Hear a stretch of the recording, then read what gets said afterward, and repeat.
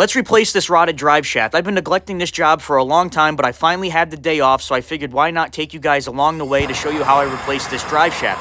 Now, this front drive shaft is completely locked up on me. This is my 2015 Ford F350, and after 10 years of a high-salt diet, this is what it looks like. So here's my pro tip when trying to remove stubborn bolts. What I like to do is I like to heat the bolt up till it's cherry red. I will then take my air hammer and hit on the flange of the drive shaft. That will strike some vibration into the threads, and then afterwards what I like to do is I like to take a wire brush on a drill and then wire brush the head of the bolt. That way my 12mm socket can grip the head of the bolt better.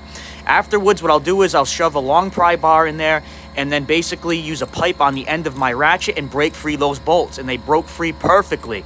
As you can see right now, what I'm doing is I'm tightening and then loosening. That will also help break some of that rust. And this bolt, all the threads are completely gone on it. It's completely rusted, and if you go to put something like this back into the new drive shaft, after one winter in Massachusetts, that bolt is never coming back out again. It'll just continuously strip. Now that I have all those bolts out, I'm going to drop down the drive shaft. I put it on top of a jack stand there. Now we're going to work towards the front axle. That was the transfer case side. Now we're working towards the front axle side. We have 4 8mm bolts here. I'm going to heat these up again till they're cherry red. On these bolts here, there is some thread locker in there. That's why I want to heat these up to try to melt some of the thread locker.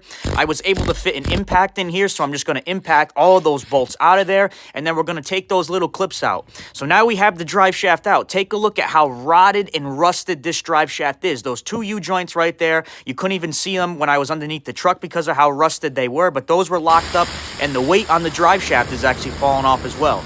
Anytime I'm installing a new part into my truck, what I like to do here is I like to prep all the surfaces to make sure they're nice and flat, and they're also very clean. So I'm going to be using a needle scaler here. I want to take all that rust scale out of there. And now I'm going to be using this Scotch-Brite pad here on the flange of the transfer case. I want to make sure that that flange is nice and clean. All the rust and corrosion is off of it as best as I can. That way the drive shaft fits nice and flat onto that surface. Because if there's some rust buildup on there, it's basically going to shift the way the drive shaft sits on there, and you're going to get a ton of vibration.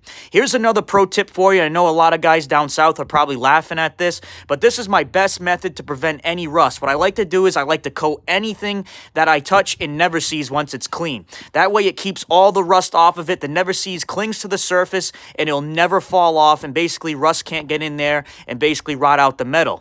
Now we got the surfaces clean where the cups are going to go. We're going to replace all these bolts with brand new Ford bolts here, and now we got the drive shaft in. This is the finished result. So thank you guys for watching. I hope you had a great Thanksgiving.